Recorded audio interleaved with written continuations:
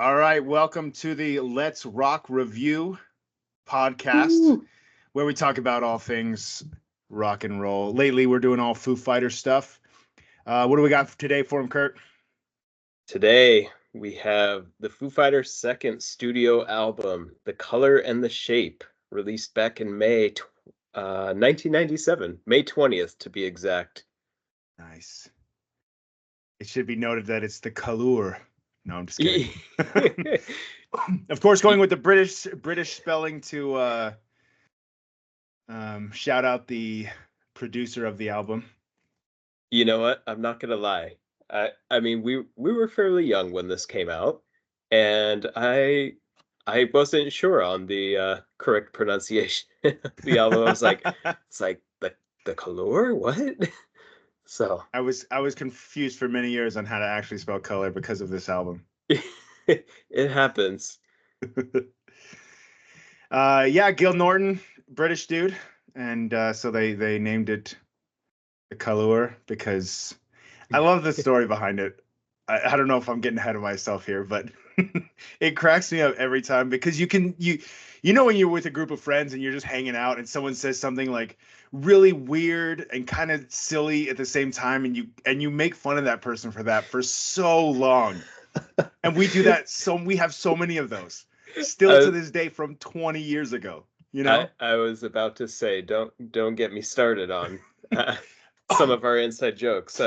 I'm teaching Andrew some of our inside jokes. I know, he says them to me, and I'm like, oh my gosh, I haven't heard that in so long. Anyway, the guy likes to go to thrift stores and buy random stuff all the time. He buys this Jesus lamp. He buys, I forget all the things he buys, but he comes back one day with with a red bowling pin with white stripes, and they're like, why did you get, what are you doing? Why did you get this? He was like, well, I like the color and I like the shape. Yes. So they're like, oh, that's a great studio album name. Clearly that needs to be our album title. I feel like that way Dave Grohl control this guy for the rest of his life about what he said by making one of the Foo Fighters' most successful albums, a meme on his name. Oh yeah. Yeah, and I mean we'll get into the background of the songs in a little bit as well, but not only just surprising that they chose that, but just the way the album played out, it's even more surprising that they chose that as the name. Yeah. And yeah, we'll go into more detail, but something that they originally were considering was like a therapy couch. Oh Something yeah, that's right. more serious, but then they're like, nah, let's just do this. Like, anywho. So of course on the first album, Dave Grohl does 99.9% of the stuff. He had one song where they had a guest guitarist, and on this one, they have more musicians. They have someone playing guitar, bass, and drums, despite the fact, he goes back and fixes all but two of the songs on drums, or fixes Yes. in his opinion of what it was supposed to be. But yeah, so he has an actual band this time to help with help with recording instead of just doing everything by himself, which is nice. Oh yeah. Oh, and I love that it wasn't. I mean, we could have probably mentioned this in the first podcast as well. It wasn't like I got to make this and then I got to recruit this band. Like he made the demo of the first album just because. Like it was like, let's see, what happens. This is something I enjoy. I, I Oh I was yeah. just going to say I saw an interview with him about this, and he said even before he was in Nirvana, he knew he had a buddy who had an 8-track recorder, and he would go in and learn how to record everything. So this is something even before Nirvana he would do, So the first album, was just him coping. You know what I mean? And Yeah. it wasn't anything that he was unfamiliar with either. hmm And yeah, even though, it's the second album, I feel like this second album can be almost like pinpointed as like the birth of the Foo Fighters. And in fact, just this week I saw something, it was a page called Music Art. Anyway, they mentioned some quotes from Dave. He defines the birth of the Foo Fighters as a lucky accident. Dave said it wasn't supposed to be an album, talking about the first one.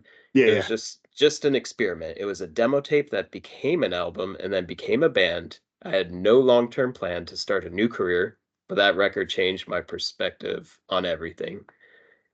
Just very cool that it was like, he doesn't have, a list of things. It's like, I need to do. It's just like, what if I do this? And then it just leads to the next thing. What if I do this? And like, hey, what if I start a band from this? And one of the reasons at least they recorded the second album or got done with it is because of they went on tour so heavily in 95 and 96 and kind of became, an international sensation. People loved the album. People were listening to them. And so they're like, hey, let's make some more music. Yeah. And yeah, I mean, it would be wrong of us to not bring up the band members. um, First off, on drums, William Goldsmith, Sunny Day Real Estate drummer.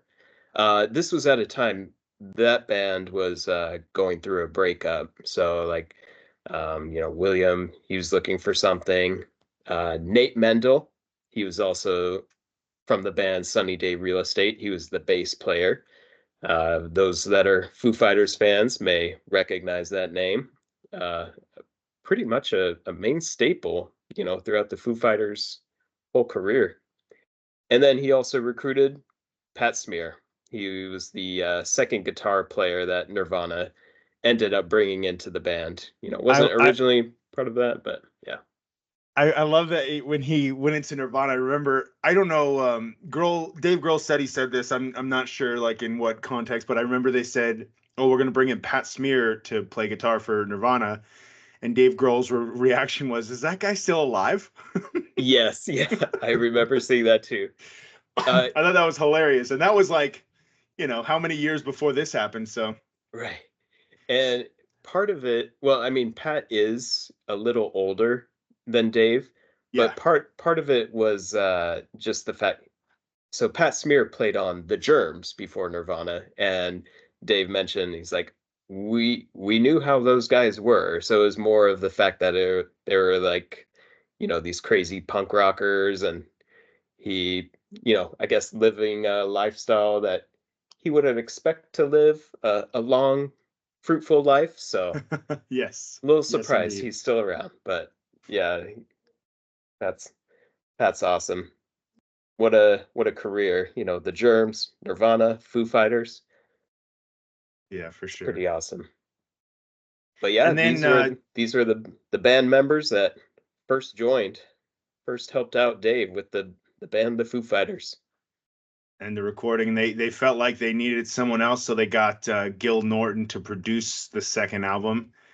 And they said it was kind of to bring the quote was something about pop, like a more pop something feel to it. Mm. um and I think it was trying to Dave probably hired this guy just to keep things organized, is what I want to say. Yes. Well, one quote I've seen, he's famous for being a real taskmaster. Oh, interesting. Uh, yeah, so he's not just really go with the flow, but he really held them up to a specific standard. And unfortunately, it kind of wore on them.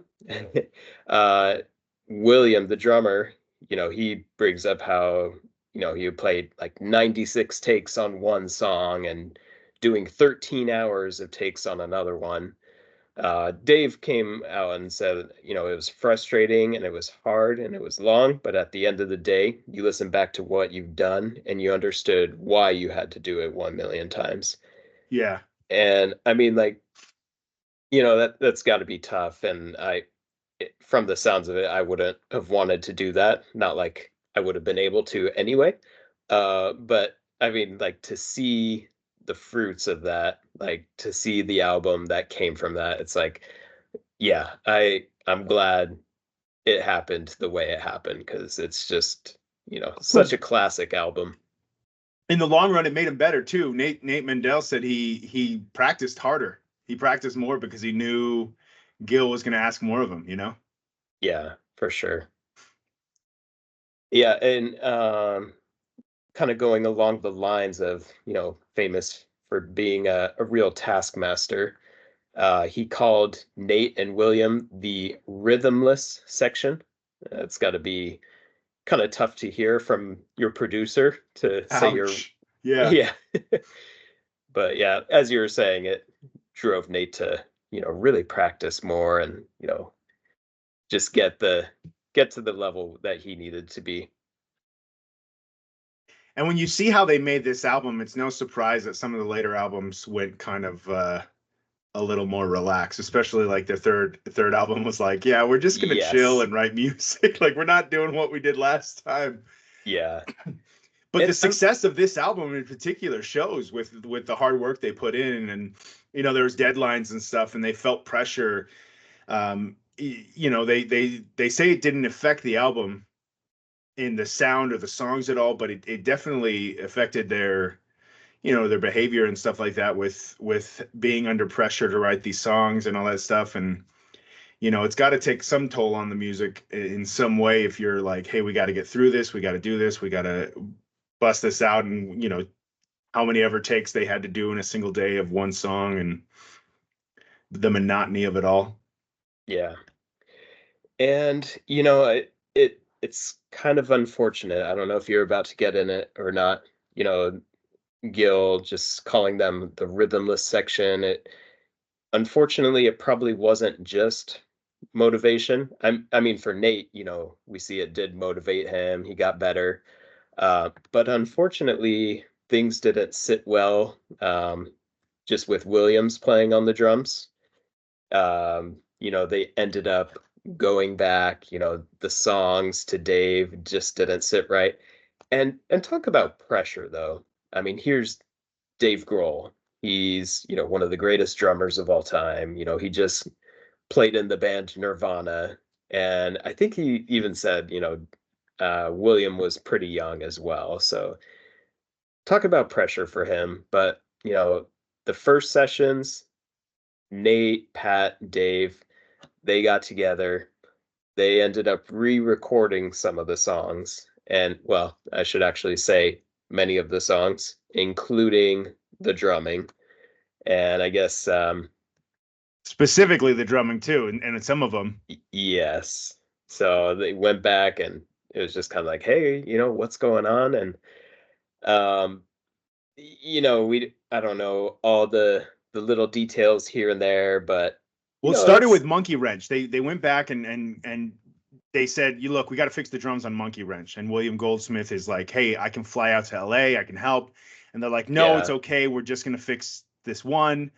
And then it turns in, they listen more and more. They're dissatisfied with the drumming. They're half of it I think is it's not the right feel. The other half is you know, Dave is a drummer. He's a drummer yeah, by training, and he is a very talented drummer and did some great work. And it's like, you know what?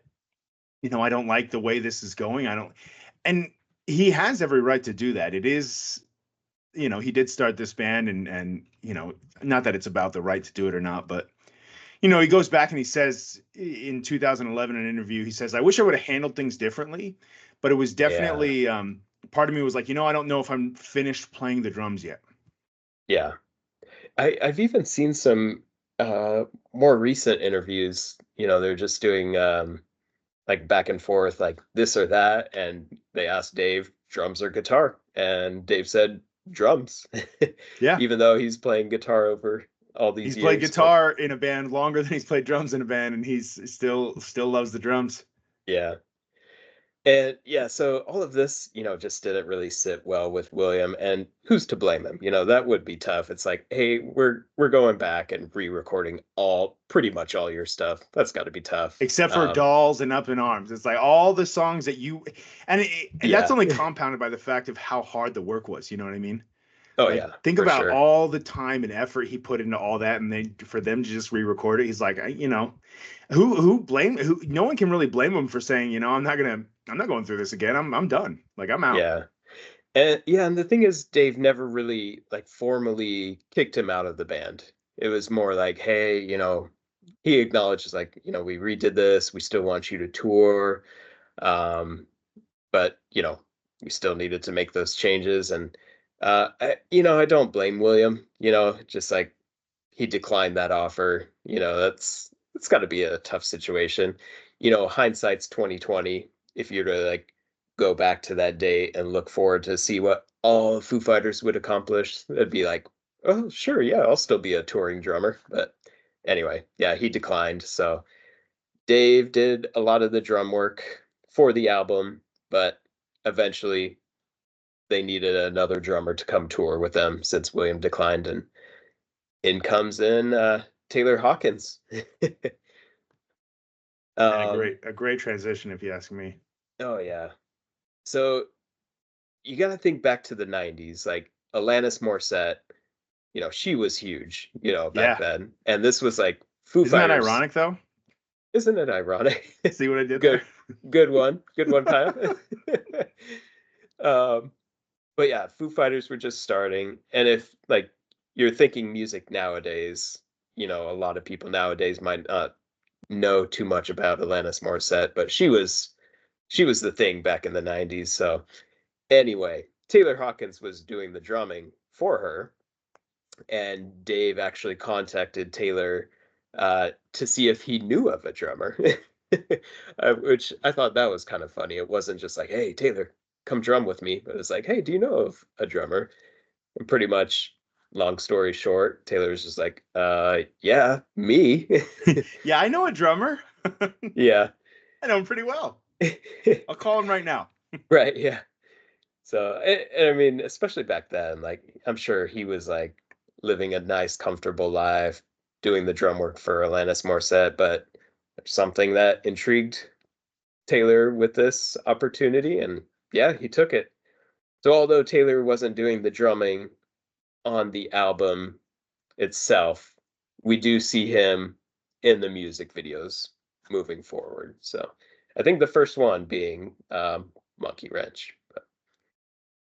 So yeah, that's we see a lot of the band, there, and from the later albums, there's some changes here and there, but the addition of Nate, Taylor, and then Pat, even though he comes and goes, but and then comes back again, we see a lot of the foundation of the Foo Fighters established from this album. Yeah, for sure. Yeah, he would right after the release of this album, Pat Smear left, and he wouldn't come Yeah. back for what, 8 years, something like that. Yeah, 2005, he came back. he came back for like some touring, but like Oh, did he? officially like rejoined the band. I believe it was for Wasting Light. But yeah, like there was like, yeah, like some like touring, some helping out with the album, and then later on officially. But I still remember, I don't know if you remember it. It was the what was it? 1997 MTV Video Music Awards, back when, MTV was doing music still. Um, Foo Fighters were performing, and uh, Pat just like was out there after one of the songs. He's like, "Hey, this is my last song with the Foo Fighters," and like, I mean, I was pretty young back then, and I remember just thinking like, "Wait, what? Like, can he just do that? Like, is this how bands like break up or like?" And then he like introduced the replacement of Franz Stahl, and I remember just thinking like, "Oh, okay, good. Like at least there's like someone just right there, that could just join in and start playing the songs." It's like, well, looking back, it's like, okay, there's definitely more that goes into this than just, him announcing it on TV like that. But yeah, Yeah, it wasn't just a spur of the moment. Hey, I think I'm done now. right, Someone yeah. else want to come play guitar real quick? But it was at the time, well, internally at least, when Taylor joined, and it wasn't like anything against Taylor, but it was just like that time. Pat, he being kind of older, and he was getting tired of the grind of touring and everything. And it was funny because it was on the Back and Forth documentary. He's just like, I'm just tired of playing the same songs, like, so many nights of the year. And like they kept showing clips of Dave introducing songs at different shows. He's like, the song's called For All the Cows. This song's called For All the Cows. And he just keeps repeating that. It's like, okay, yeah, that might get a little. Well, they didn't have that many songs back then. You know what I mean? There's only so Oh many yeah. songs to draw on from, and you gotta think at his age, a guy his age is like probably not completely down for the whole grind of what Gil Norton put him through. You know what I mean? Yeah, definitely. He's like, I don't want to do that again, and I'm sick of playing the same songs. But it does kind of make sense that he comes back later because maybe he's not done music, maybe he just wanted some more money. Who knows? But Yeah. he would come back when there was more songs to play, different songs. Yes, yeah. We could change it up a little bit. Yeah. One thing, this is more just like a side tangent, but just looking back at the year 1997, it's it's wild that we're doing this podcast, at this point, because this album, when this album came out, I was pretty much the exact same age as Caleb is now, which blows my mind to think about. I was the same age as my son Hunter when this came out. That's crazy. Isn't it? Like, it's like Caleb's young. I was like, I was young. I remember that. I don't know the exact like day and month that I first heard it, but like it was the year it came out. And it's just like, wow. Yeah. I do Anyway. remember like seeing the music videos and stuff like that, you know, again, back when MTV played music. Yes. But like that was, we'll talk about the songs in a little bit, but man, yeah, it's crazy how long ago this was. Yeah. We're getting old, Getting but old. it's all good. Um, yeah, it is interesting just to read more about like the history of like his thought process of, and each song has a different feel, but just I saw something in Loudwire. Dave says there was a new freedom, stated Grohl at the time, stating that he could actually write about things that he felt strongly about that he wouldn't normally say in everyday conversations. He added that it felt like going to a weekly visit at the therapist and then feeling pretty good for the rest of the week. So, and that was something, yeah, he expounded upon in other interviews, saying like this album, it's kind of a therapy session. At the time he was going through a divorce from his wife, and so you'll notice in some of the songs it's like, some of the more calmer songs, and then there's the heavier songs as well. But yeah, something we mentioned towards the beginning, he originally thought about having a therapy couch as the album cover. Yeah, if you think about the success of the album too, a lot of it's made more meaningful, but by knowing that some what these songs are about and how it's more than just music or just wanting to make another album or making more songs, but it's the emotion of what he's going through at the time, Yeah, for which, sure. which is kind of the perfect transition into the songs. Are you ready to talk about the songs? Do you have anything else to say about the album? You know what? There's one other thing. Oh, for sure. I, I thought it was pretty cool when we like first originally talked about this. We talked about he thought about doing a therapy couch. Um, so we mentioned that like a couple times already. So it's like, what is on the album cover? And it Oh, is right, right. interest. Yeah, it is based off of the atomium. I don't know if I'm pronouncing that right, but this was a structure built to commemorate the 1958 Brussels World's Fair. And yeah, it's more just like it's not the exact atomium, but it's like their own take on it. It looks a little different. But I found it interesting because it says like Belgium wanted to highlight and promote the post-war ideal to peacefully apply atomic research and other advancements in technology in order to improve lives and serve the betterment of mankind.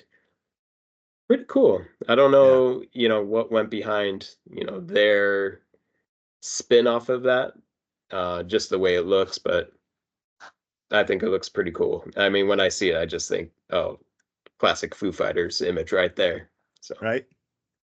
and again, just interesting how it's like, this album, it's like a therapy session.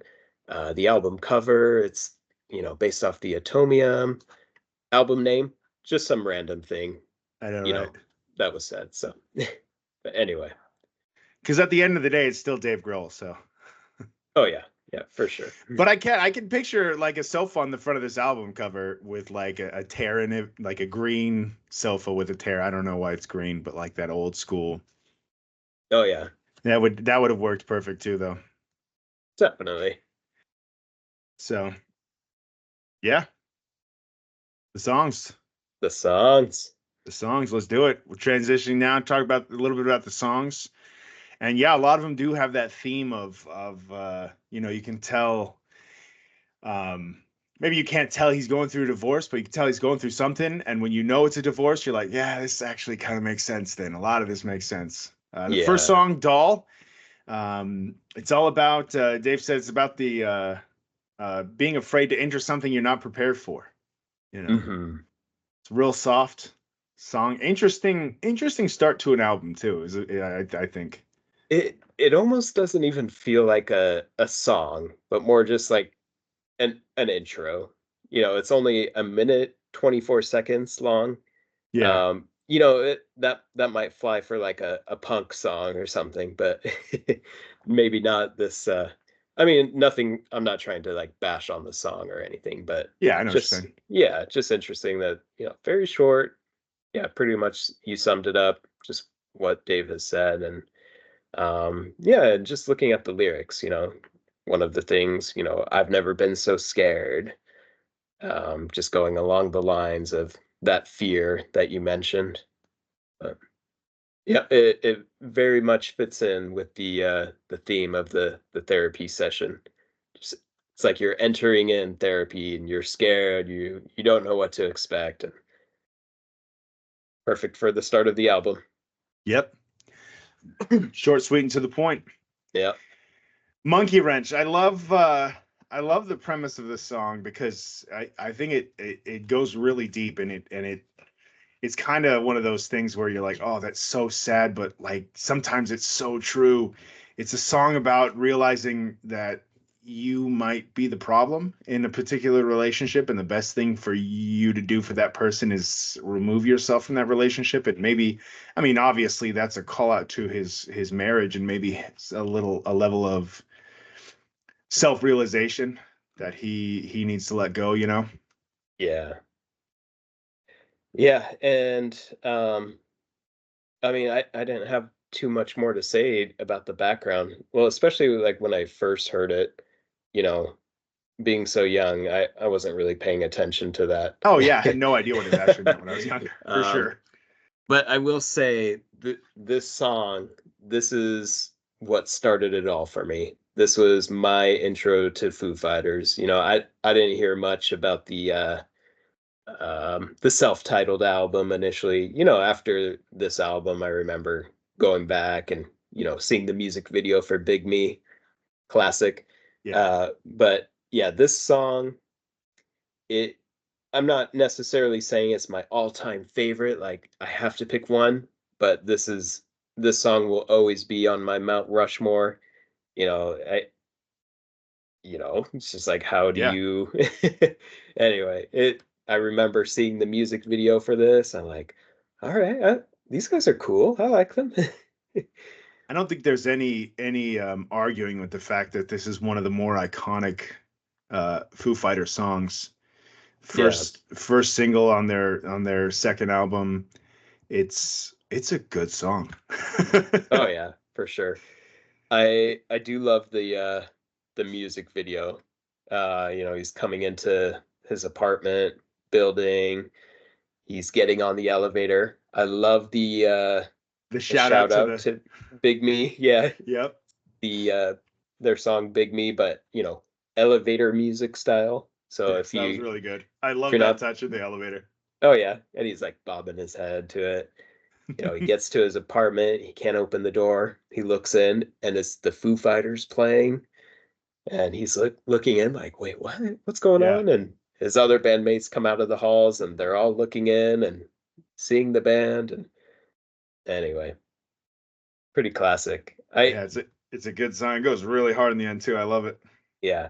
One thing I saw recently too, the that part where it gets all hard, and he like lets out that one last thing before I quit. Like that whole stretch, apparently he did all in one breath.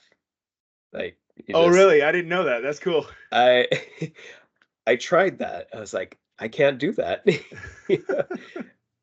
I wasn't even screaming it. I was just like, took one deep breath. It's like, all right, let's see if I can say all those words. And yeah, I couldn't. And apparently Dave can't do it anymore either, or at least, doing a full show. You know, I don't blame him because it's pretty intense. So It's a mouthful for sure. yeah, he'll take a slight breath before continuing on. Nice. Anyway, it was, yeah, just, I mean, that's one of my all-time favorites.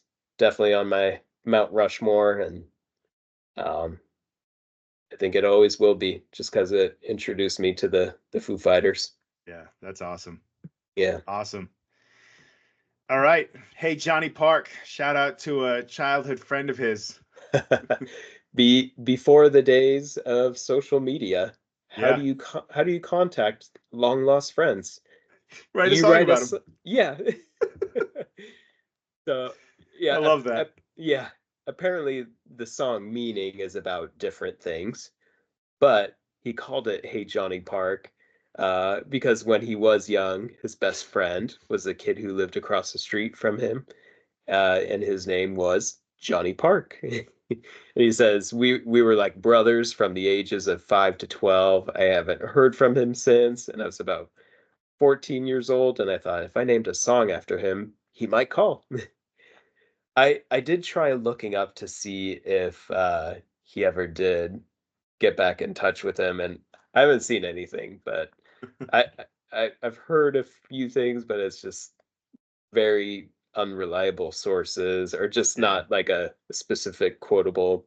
I'm sure with how big Foo Fighters have gotten since this album release, and especially with social media, like someone's had to have come out and be like, "Hey, I'm I'm Johnny sure I'm Park." sure he's found Johnny Park. Or yeah, or maybe like many people with the name Johnny Park have contacted him, like, "Hey, my name's Johnny Park." Hey, I'm that Johnny Park. It's like, no, Yeah, you're not, dude. I'm Johnny Park from Oregon, though. It's like, yeah, you're not the guy. You're not the right Johnny Park. Yeah, Sorry. great song though. Yeah, it Still is. funny background, but yeah, fun song too. It very much fits in line with more on the lines of Monkey Wrench as opposed to Doll, the softer songs. So Yeah. if you're a fan of the rock and uh like Monkey Wrench, check this one out. I like what they say about this next one, My Poor Brain. He says it goes from Jackson 5 to Black Sabbath. Screamy, Yes. dreamy to screamy. Yes. My Poor Brain is the song. Hmm. Yeah, the slight, I pretty much was gonna say what you said. There's like the nice, gentle guitar playing, and he's kind of, you know, very softly singing, and then it gets all heavy, and he's, a little more screamy. So if you like both the softer and the heavier, you'll like this. It For mixes sure. the best of both worlds. So, but yeah, you pretty much summed it up well. Wind Up. Lined up. This is more along the lines of the one of their heavier ones. I'd say this is probably trying to think back. One of the heavier songs on the album. I it didn't hit me until right now. I think I remember hearing something about this and when they played at Ozfest. I can't remember that, but anyway. Yeah, I saw something on from Livewire I guess article or interview. They called it Rock and Roll. Uh, Dave says, "Wind Up is about the press. It has to do with me reading about people that, I mean, there's certain musicians who have nothing better to do than complain. Drives me insane when I hear musicians that don't understand how fortunate they are, that they don't have to go and pump gas for 12 hours a day." So I thought that was pretty cool. Even That's cool. though, yeah, I mean, he is complaining about those that complain, but it still it's good because he's calling them out. It's Yeah. like, hey, be grateful for what we're doing. I think there's a little bit of a difference of being like, oh my gosh, I can't believe how hard I have it as a, successful musician. And dude, stop whining. You're so you have no idea how lucky you are. Exactly. Yeah, yeah, yeah. It reminds me of uh well, not exactly, but like Stacked Actors on There's Nothing Left to Lose. He wrote that song about the fakeness of Oh Hollywood. yeah, yeah, So, for sure. if there are ever times Dave complains, it's about how, you know, other people are complaining or they're, calling them out. So I don't it's complain unless other people are complaining about dumb things, and then yeah. I'll complain about them. Right? No. No, more just calling them out. So I love that he does that. But yeah, Wind Up a good song. It's a heavier song, so check it out if you like the good old rock Next songs. one, Up in Arms, the what they call the typical love song. I've also heard him say it's like their simple pop song.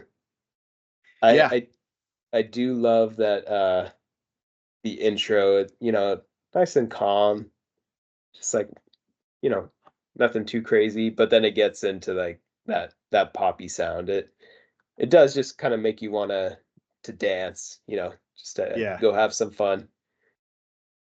It It is. is Oh, go ahead. No, I was gonna say it's a good song. It is a fun song. Like that's a good way to describe it. Yeah. It is one of the few songs that William Goldsmith does play the drums on.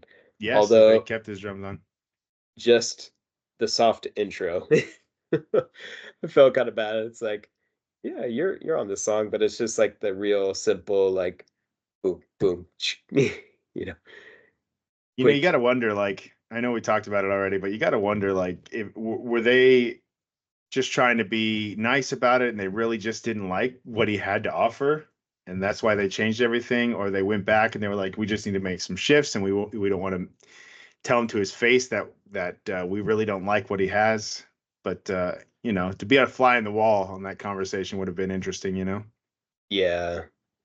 It had to have been tough for Nate as well because Nate and William, they were in a band together. So Yeah, and that's like, actually how he finally found out. Was Nate told him yeah.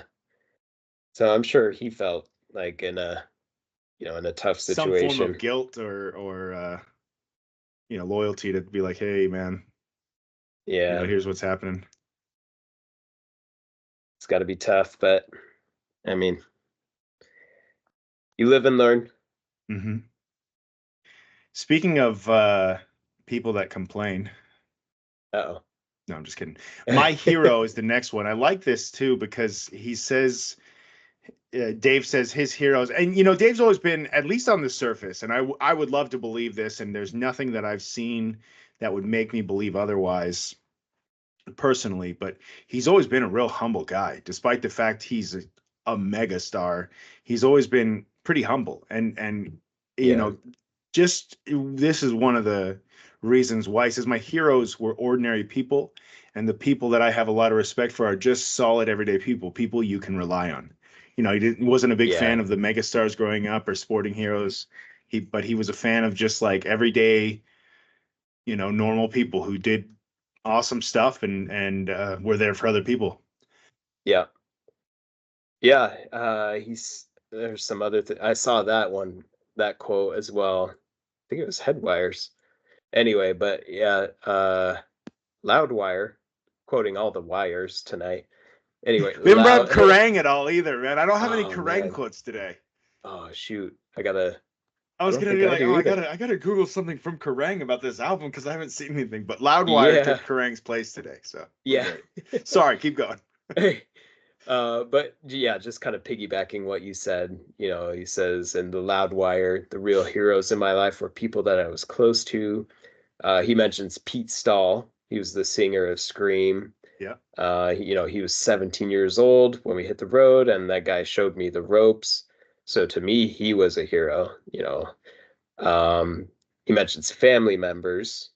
He says, my mom's a saint. She raised two kids with no money, and we managed to be a happy family. So she seems like a hero to me. So very cool. Like, not just, it's easy for someone to say, ordinary people are my heroes, but like the fact that he's like, hey, no, look at these people, look at these examples. These are heroes. yeah. Um, And those were two people in his life that were there for him. The guy who showed him the ropes and how to be something yeah, of a rock star, and then the person who raised him right, yeah. Well, yeah, it's funny that you say that because as I was thinking, Peter Stahl and his mom, it's like, those were two big people that like I guess like got him to where he was able to join Nirvana. Yeah, He right before Nirvana being presented with the opportunity, he was, he felt like he was in a tough spot because like he did say like the members of Scream, like they were my friends, like they were like my family, and like it was like his mom saying like, Dave, you got to do what's right for you. yeah, And uh but yeah, just very interesting. Popped into my mind right now. So um yeah. I don't think it's anyone from Scream could be that mad at him for the decision he made there either. yeah. I mean it's had to have been like they didn't love it, but yeah, how can you blame him? But Yeah, right. Either it's way, great yeah, song, awesome video too. It's a yeah. really cool video. Hmm. The Not oh yeah, go ahead. I was just saying the shot of him just running across the whole place and running into the building and stuff, and it's a good one. Yeah. Well, just a random guy. Well, a random hero, I should say. Well, yeah, and that's Like, the another shout out to the just an everyday dude who was going in to help some people. yeah, while the Foo Fighters were playing live in the apartment burning down. Yep. I will say it's interesting because there's two live performances of this song that are like complete opposite of each other, but like fantastic. I feel like I should start with the I don't know. There's a funny and a serious one. I don't know which one I should talk about first. Go with the funny one. Funny one. Okay. Back in 2002, David Letterman show, they're playing this song and Jack Black makes a So I special say go with the funny appearance. one. Yeah. Jack Black's wearing this a very large V. No, it's not even a V-neck. It's a button-up shirt with like maybe one or two bottom buttons buttoned up. Yep. Anyway, you can see into his chest, and it's he's trying to get some laughs at it, and Jack Black sings the chorus along with Dave. Um, And the I seriousness on Jack Black's face is the best part. oh yeah, I just love that man's face. yeah. What's great is I was mentioning this with Valet and Andrew earlier. Oh, that's another thing. Andrew was gonna do a review on this song, but we forgot to record it. So I Oh, bummer. apologize. I apologize to everyone for missing out on his review, but we'll have to make up for it somehow. But yeah, I then showed Andrew that performance because he's a big Jack Black fan as well. And I don't know if the how much the band knew like what Jack was gonna do because I feel like as Jack first came out, uh Chris Shiflett, he he had like a big smile on his face. So I'm wondering, like, maybe he knew Jack Black was coming out, but maybe he didn't know, like, the shirt Jack would be wearing. Like, if I saw Jack Black all of a sudden, I don't think I'd be able to keep playing unless I knew. But anyway, um, one other thing I'll add, I don't think I've ever seen Jack Black, like, break character, but if you watch him, it looks like he comes very close to it. Like, during the chorus after he sings it, he does this, like, shimmy shake, and, like, halfway through that, it looks like he cracks, like, a little bit of a smile, like he wants to laugh, but he holds it together. Go check that part out. I wanna get your opinion on that. That is such a great video, and I laugh so hard every time I see that. It is Oh, so yeah, good. for sure. And you know what? It would make me so happy to learn that somebody planned for Dave to come out, maybe sorry, Jack to come out, and maybe Dave told him to come sing the chorus with him, but didn't tell everybody else. Oh, yeah, I could see So that. Jack Black just pops out on stage. Yeah, because yeah, Dave seems totally unfazed Yeah, and, like, exactly. doesn't, like, acknowledge him, and even says, "Here we go, Jack." But then, like, yeah, looking at Chris's face, he's just, like, busted a big smile. But maybe he's just enjoying it, maybe he knew, but he's like, You "Yeah, still this gotta is enjoy it. Jack Black comes on stage with you. Oh man, yeah, comedy this is and still music funny." icon. Yeah. But yeah, that's I love that, it has the funny side, but it also has the serious side. Yep. And, unfortunately, well, yeah, unfortunately, Taylor Hawkins, passed away, somewhat recently, and, they had the tribute concert for him, and Taylor's son, Shane, he plays the drums for this, and yeah, it's amazing to see. It really just, like, yeah, gets your heart, and, it's And just like, "Oh, man, that's dude, amazing." that kid nailed it Oh, yeah. No, flawlessly. he did great, If you just like squint at the camera, or at the TV, and like just see the hair, you're like, is that Taylor? Or right? Yeah, it was good. He did really good. yeah. And Well, how old you know how old that kid was at the time?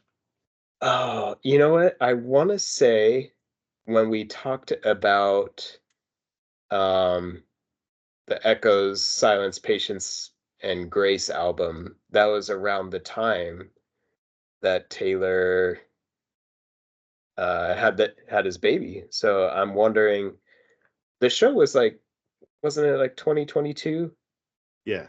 So maybe he was, like, a mid-teenager, 15 or 16? Yeah. I don't He know couldn't for have been that sure, old, man.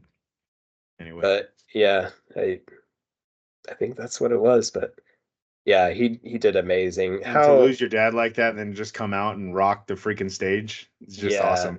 have that giant stadium just, singing the song, and that had to have been a great feeling for him. I mean, like, I'm sure one he wouldn't have wanted to experience, but just considering the situation, how great that must have been for him. Yeah, for So, sure. but I mean, just that's the great thing about this song. You can have that, that serious moment, but also have that lighthearted moment. It's just a fantastic song. I feel like even when we talk about Foo Fighters with just, like, people, like, casual fans, like, I've heard people bring up this song. It's like, "Oh yeah, I love that song, My Hero." It's like, "Yep, it's a well-known song. Good song." Yep. Used in a lot of movies and stuff too. Mm. All right. We talked a long time about My Hero, but it Yeah, deserved it. for See sure. You. Just another pop song. Just another pop song. It's a funny one. I mean, it's a good song, but it just kinda makes you, like, yeah, it fits that "just another pop song." It makes me wanna just, like, bob my head, Do some shoulder shrugs. Yes. But, oh, yeah, what else? He says, "It was the one song that nobody wanted to put on the record, but it's my favorite song according to Foo Archive." I think that the only reason it ended up on the record was that I redid the drum track to make it sound like "Crazy Little Thing Called Love" by Queen. I Like, love that. I see that, yeah. That's funny. Fun song. It's somewhere in between the soft and the rock. I don't know where that falls in according to the therapy session, but I don't know. Maybe you just gotta make light of some You situations, know, you know? sometimes you're just even in therapy, you're just laughing, I guess. Yeah, you gotta yeah, just have that relaxed feeling Yeah. sometimes. All right, enough space. Enough space. Apparently this song is about the movie Arizona Dream, One of one Dave's of favorite films, apparently. yeah. It's like, all right. I haven't seen the movie, so I I can't really haven't say seen the much. film either, so I don't know. We'll just give you that fact and let you And let decide you for go yourself. listen to it again, knowing that it's about a movie. Yes. Something I thought was pretty cool in the back and forth documentary. Dave was saying, I need to write an opening song for us. He mentions in Europe and England, people don't really mosh like they do here in America, but they do a bounce. So rather than like running around pushing each other, they're just like jumping up and down. So we wanted Interesting. to, yeah, so we wanted to write a song everyone could bounce to when they first came out and played. So Dave, as he's like writing this song, he says like he started to jump up and down to find a tempo, and he did that, and it worked. That's so great. Yeah, let's see, how should this song go? Let me just start Let me jumping. just jump around for a little bit and see how, how comfortable it is for people to jump at this speed. Yeah, he's like, there it is. That's so interesting though that you know, that he's writing the song because of that. Like he's writing the song because like, hey, I want people to dance to this song. So I got to write a song that people can dance to Yeah, or bounce to rather. very very cool way to write a song. And I love just the simplicity of the chorus. It's just him yelling space. Just like space. It's like, Yeah. all right, Okay, cool. Cool. that works. Yeah. I've spent so much time just working on the bounce that I it's too much energy to add To more to write the to write a chorus. whole So lyric for it. yeah, Just say space every once in a while. yeah. But a great song. It does make me as he was talking about it, as I listened to it, I was like, yeah, I do want to just jump up and down. Great song. All right, February Stars. This one gets you in the feels. Yeah. This takes you back to the softer sound, along Way the lines softer, of yeah. Doll. I Go like back what to it's about track one. and what he says it's about. It's about hanging by your fingertips and just hoping you don't fall. This is definitely if CU was fun and enough space was for dancing, February Stars gets us right back on that therapy couch. Oh yeah. Yep. Someone made fun of your dancing, so now it's yeah, back to therapy. Yes. Yeah, just looking at the lyrics, yeah, pretty much what you said, hanging on, here until I'm gone, right where I belong, just hanging on. Yeah, just like you said, just a song about hanging on by the tips of your fingers, hoping you don't slip and fall.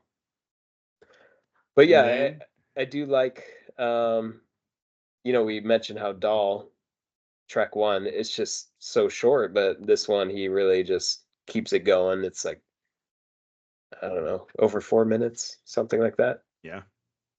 So yeah, it's something you can really get into. Speaking of things you can really get into, Everlong. Oh yes. This Like I gotta this say, we could talk about this song for hours. We could have our own a whole episode of this podcast about this one song. let's just talk about So Everlong. Can we keep it under 15 minutes? I just gotta say that what Monkey Wrench was to you, Everlong was to me. Um, Nice. I remember, and maybe I've mentioned it before on the show. Is eh, there was a channel um when I was younger, and I don't know what channel it was. I don't know what I lived just outside of Houston at the time, and I don't know what channel it was. It was like the first time I ever heard Sugar by System of a Down, and Mm. it was just music video. It wasn't MTV. Um, it was channel 900 and something. I don't know. But it played music videos over and over again, and that's how I got introduced to so much different music, was from that one channel. And I Nice. remember how excited I would get when Everlong would come on, and how Nice. like I'd just be so stoked because I just loved that video. I love the song, love the video, and it's been consistently one of my favorite songs, not just one of my favorite Foo Fighters songs, but one of my favorite songs since I first heard it. So you go through waves with music. You go through, I'm listening to this now, rediscovering this, I listen to this, but you know what? Everlong's always that song that I can come back to, and I've never gotten sick of listening to it. Yeah. Fantastic song. And even though, you bring up like what Monkey Wrench was to me and Everlong is to you, like Everlong, it's still on my Mount Rushmore. Oh yeah, for sure on mine. It's just classic. It just happens that Monkey Wrench was like the first one that Yeah, I heard, and I don't want to make it seem like, oh, it was the first. So, it was like the first amazing one. But yeah, yeah. Everlong still just really hits home for me too. As you were talking about that channel, when we lived in Oregon, uh, there's a music video channel called The Box. But it's funny because this was, before YouTube. So people would they had music videos and it had a 3-digit code, and you can call in and like buy. It was like you pay like 199 for one song, 299 for two songs, and like yeah, you would just Yeah, that enter was the. it. Was it? That was when I was, yeah, because you could call in. I never did. I never called in. Oh yeah, yeah. Or maybe I don't remember if I did or not, but I remember that. I remember you could call in and request a video. Nice. I Yeah, that was I loved watching that. Uh my sister Kimberly and I one time we tried writing down like all the codes and the corresponding songs because like they would Nice. like go in order. They would Yep.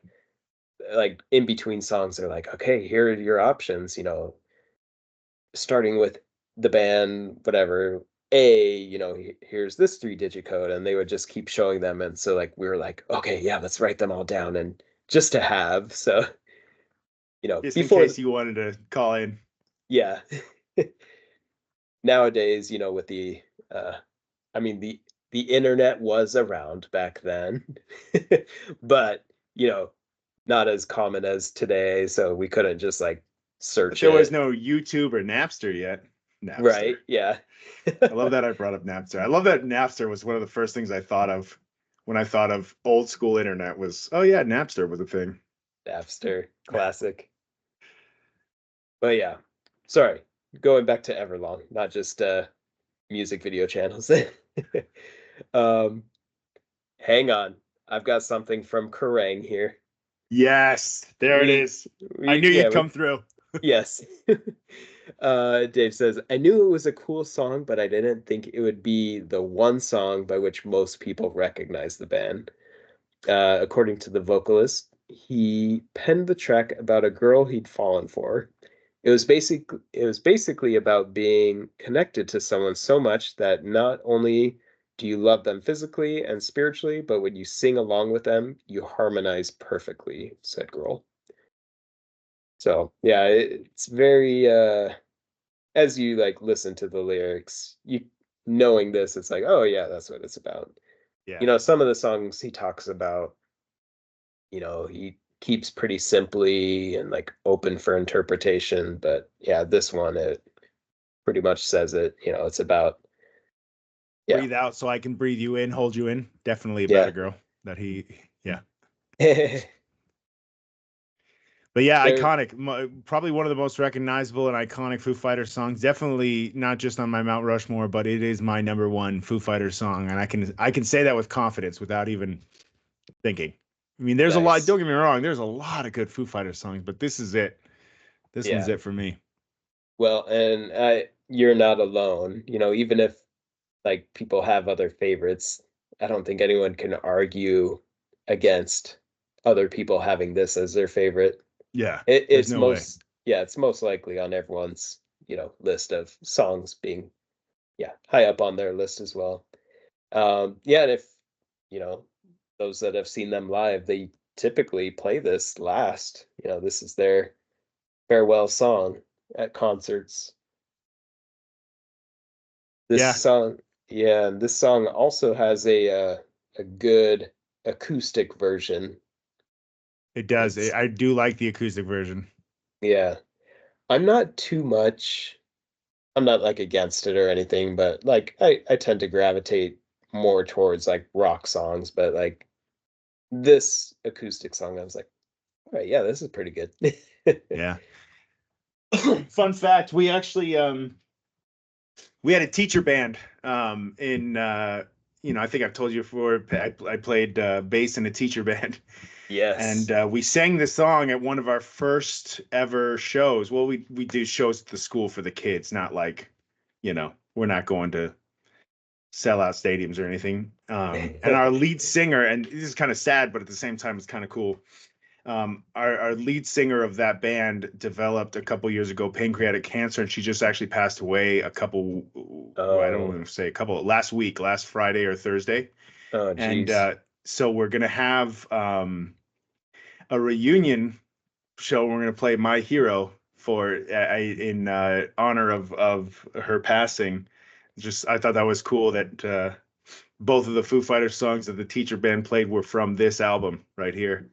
Very And nice. you see, because this song didn't just mean a lot to me, but it was one of the ones that she chose to sing to very early on when we started playing music. So it's kind of cool that you know it's a song that means a lot to a lot of people, is what I'm trying to say. For sure. I love it. Um, yeah, this song's appeared in quite a few things. Oh yeah. There's a string quartet arrangement during a Friends episode featuring Monica and Chandler's wedding. It's in a Daria episode on MTV. Daria, they love the Foo Fighters. I love it. Heck yeah. It's been used in the Wolf of Wall Street and Little Nicky. Little Nicky. It Isn't that an Adam Sandler movie? is. I never saw that one either. I'm not. Oh, if I Yeah. did, I don't remember it very much, but oh man. Yeah. I can't believe we haven't even gotten to it yet, but the this music video is a classic as well. Yes. Yes, I it is. It's good. I feel like when I think of Foo Fighters music videos, I feel like this one comes to mind the most. This one's just like the most interesting. Well, I just love that it's like at a house party and they're like the songs playing and people are dressed up like in their 80s clothes and just like dancing like it's a just like a party dance song and Dave comes in with a super spiky hair and of course you got Taylor Hawkins dressed up as a lady in this one. As a girl's love interest. Yes. And they're I guess they're dreaming what's going on in the music video and like kind of reminds me of the movie Inception Oh almost. yeah, that's a great comparison. I like that comparison. This coming out before the movie Inception. So Yes, this was really actually the the original. inspiration for the movie. No, I'm just kidding. It was not. I It was not the inspiration for that. think I saw that in Kerrang. No. But yeah, towards the end they all come out and start playing their instruments and um yeah, funny music video.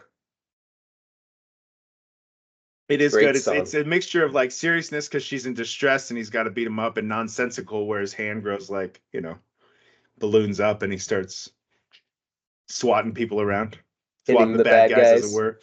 Yeah.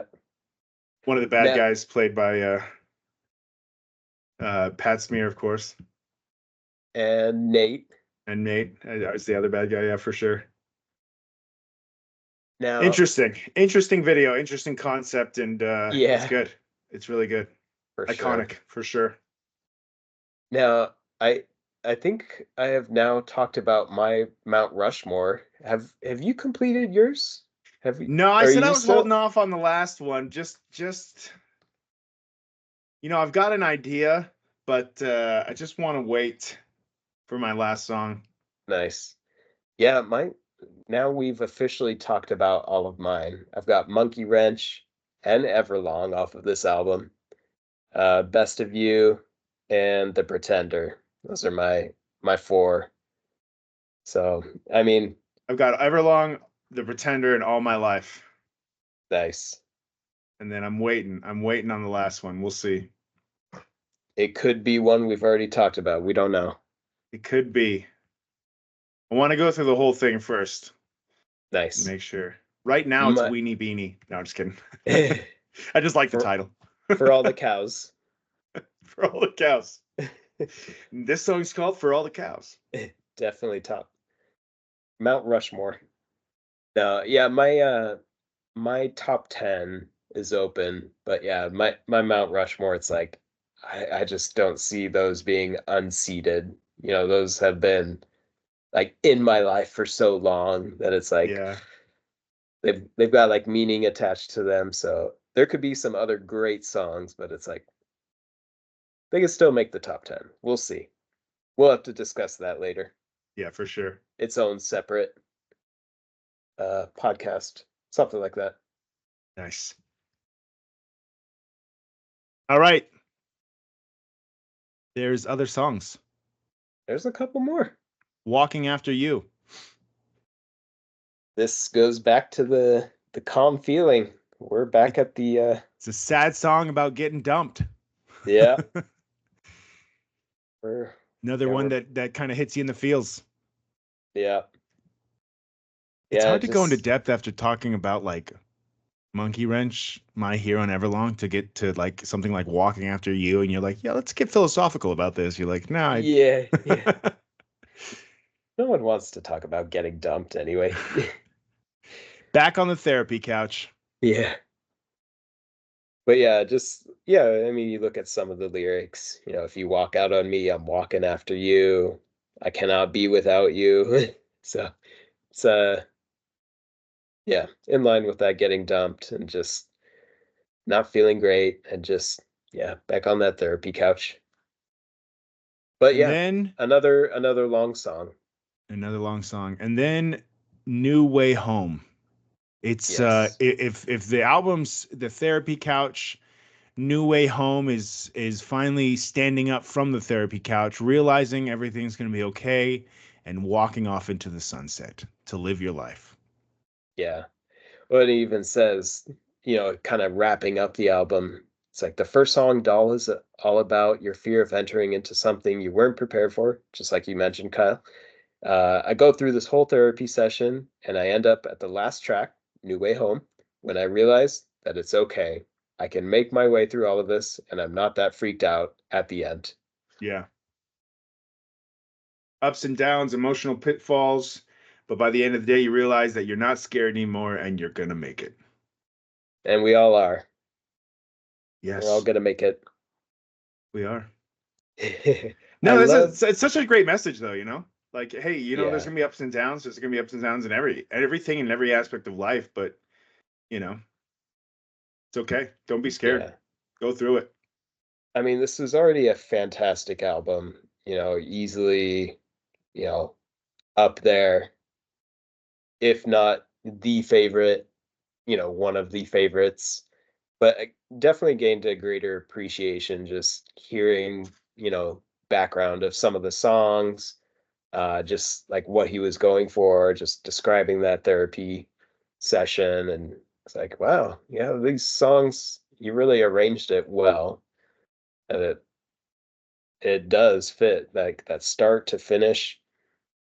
But yeah, I do love this song too. It does feel like upbeat, um, good song, and then it kind of like tapers off. It gets all kind of quiet, but then gets like back into like that fast and heavy.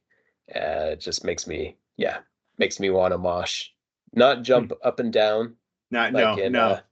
not We're like not in in Europe. enough We space. mosh over here, dude. Yeah. For sure. But yeah, gets the energy going. So it's a Well, I good guess we're song. still hopping up and down. We're just bumping into people as we hop up and down Yeah, yeah. to try to, you know, Not being as proper, yes, but a little more violence. yes. I think we mentioned that in like previous podcasts. Like he I feel like the last songs on the albums, they're pretty good. Especially like something like Wasting Light, a big hit like Walk, but even some of like, you know, New Way Home, it's not one of like their big hits, but still like, oh, That's so true with yeah. like Echo, Silence, Patience, and Grace. The end of that one is like, it's nice, dude. Yeah, I mean, Yeah. And I think that's good. I wonder if it's almost like you start off good, you end good. It's like sandwiching all the other songs. It's like everything else just feels and sounds good.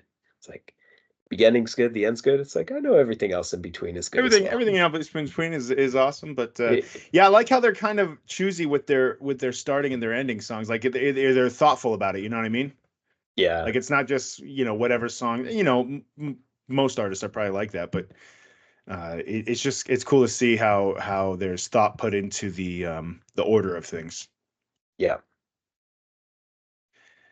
But yeah, overall, I love this album. I mean, it got me started on the Foo Fighters.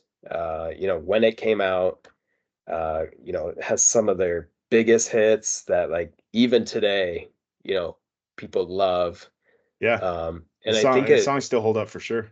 yeah, and I think, I mean, Dave making the first album by himself, he did an amazing job, but you just get more, you get extra when you have like other band members adding their perspective as well. Like even though Dave can play the bass, just having Nate in the band to be like point out a few other things, just like, hey, what if we did this and that? It's like, oh Yeah. yeah.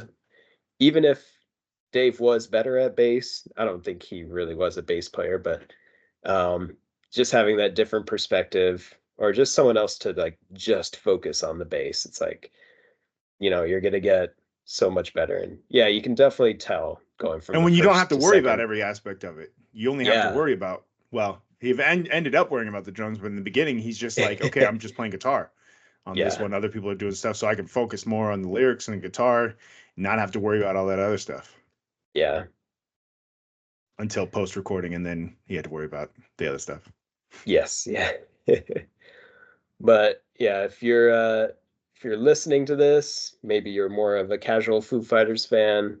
And if you're not gonna check out every album, definitely check out this album. This is up there as one of the best, if not the best. Yeah, I think a lot of people would call. I don't know if most people. It's definitely commercially one of their, if not their most successful album. I think in terms of sales, it is. Yeah, I Maybe think I'm it wrong. sold over like Sold over 2 2 million. million. Yeah. So yeah, I think a lot of people would agree, and a lot of people would state that this is the iconic album. It's the best selling album. I think it had the most commercial success, and it's kind of funny because it's so unlike their other albums that are more. I mean, this one went through a lot more production than the other ones. Yeah. You know, so but yeah, the color, and the shape The color and the shape. of a bowling pin. Yes. That's Made the album. history. We will we'll be back in just a short week, right? Yeah, sometime soon. We'll see when we post it for sure, but we're back on track. We've already Oh yeah. done um our latest one, or their latest releases. We did Wasting Light, their seventh album. So next Yeah, up then on we the went list back and did the is, first two, which we didn't record originally, and now we're on to yeah, Sonic Highways. Sonic Highways is next. Indeed. All right, guys. Thanks for listening once again, and we will see you in the next one. Thanks so much. All righty. Thanks, everyone.